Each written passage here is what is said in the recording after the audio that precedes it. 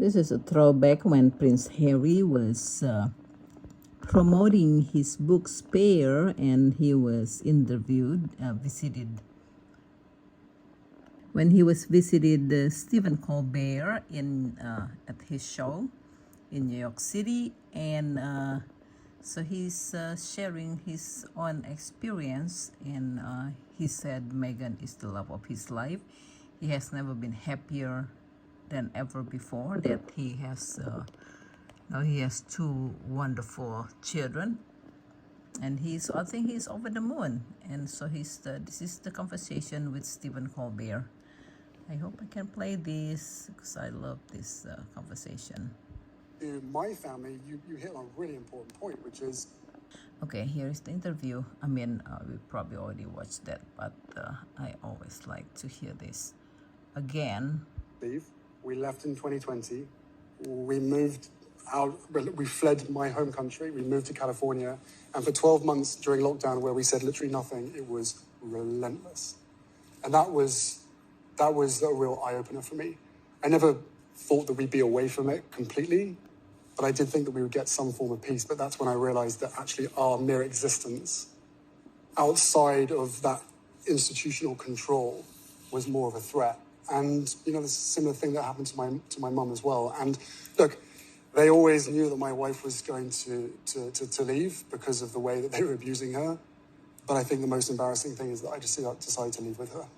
Do they think the intent was to make her to leave or to break her spirit so she would be easier to control?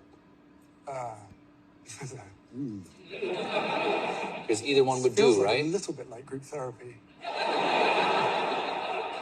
You didn't know, did you? It was just a... You were saying again, I got a dinner reservation. What is this? Exactly. Well, Harry, let's follow that feeling. Both.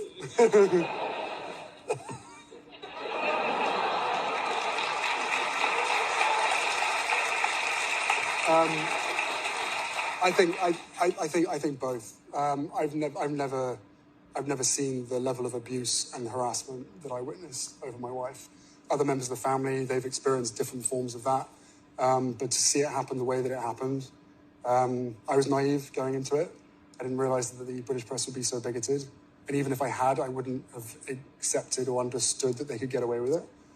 But here we are, and we have created a fantastic life here in California, which is, by the way, is beautiful, and America is a great place to live. We have created a fantastic life here in California, which is, by the way, is beautiful, and America is a great place to live.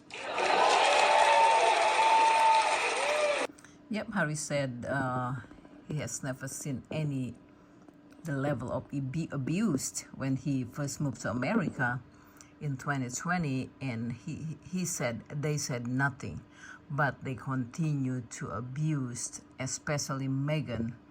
He started it before they got married. The press, what's her name, Camilla Tominey, making up stories about Meghan on a regular basis, and one of those was saying that Meghan made Kate cry. For the actual, the fact was the Kate made Meghan cry.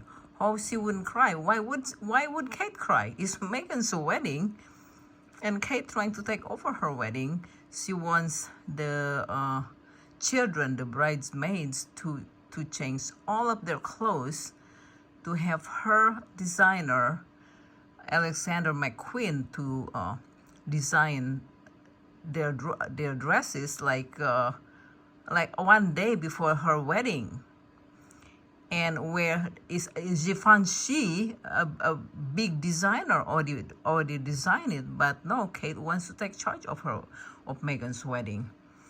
And but they all blaming Meghan. They said Meghan made Kate cry, and Kate did nothing. And instead of embracing Meghan to welcome in the family, she just and then even when they were walkabout during the Queen's funeral, and she said that was the hardest thing she has ever done in her life.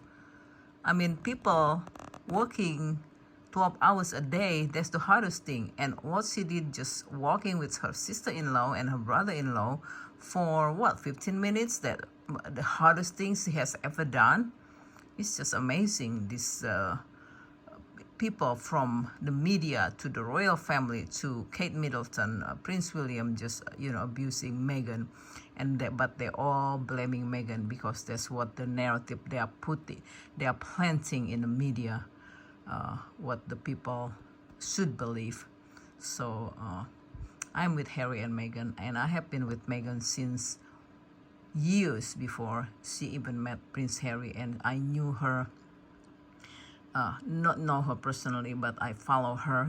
She's a wonderful person. She was loved back then because she wasn't a princess. She wasn't married to Prince Harry, and people loved her. And all of a sudden, the royal family and the British media just flipped and spewing all of this bad narrative and lies, and continue until today, 2024.